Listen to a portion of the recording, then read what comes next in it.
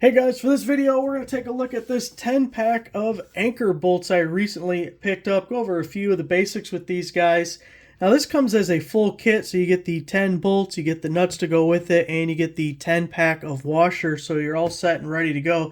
These specifically are 5/8 inch, that's the diameter of the shaft there, and they are 12 inches long. Most typically what you're probably going to be using these for is you're going to put the bolt itself in concrete and maybe attaching some type of post or column. So you'll have a post bracket that this is bolting to, and then you will bolt, nail, screw, combination of your post to that bracket. So a couple of things that are important to note about these. First, the design having the L gives it a lot more strength as far as an anchor goes. You'll see some stuff that may be just straight and doesn't have that bend to it, and it'll still hold something. It's not like useless or anything, but you get a whole new level of anchoring once you add that, because you got to remember this whole thing is going to be in concrete. And that brings me to the other point, is you really need to know what you're bolting to before you can set this into the concrete or really know what you're doing, because how much thread is sticking out will be determined by what you are bolting to.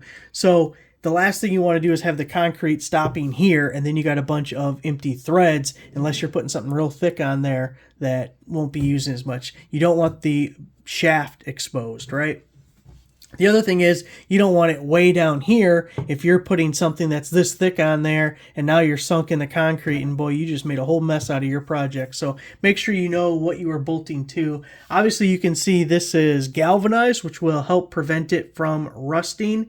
If you just want to go the extra step, you in theory could paint these, since it'll be down in the concrete, and that'll give it an extra layer of protection. Also, when you're putting these things down into the concrete, one good thing you could do is get tape, like painter's tape or something, and wrap the threads. And it's going to do two things. One, it'll keep the threads clean for when you do go to put a nut on there. But also, if you do it specifically, you can use the tape as your line for how deep you're going to go. If you know you need 2 inches of thread showing, you can wrap your tape down to 2 inches and then just go right into the concrete down to that spot.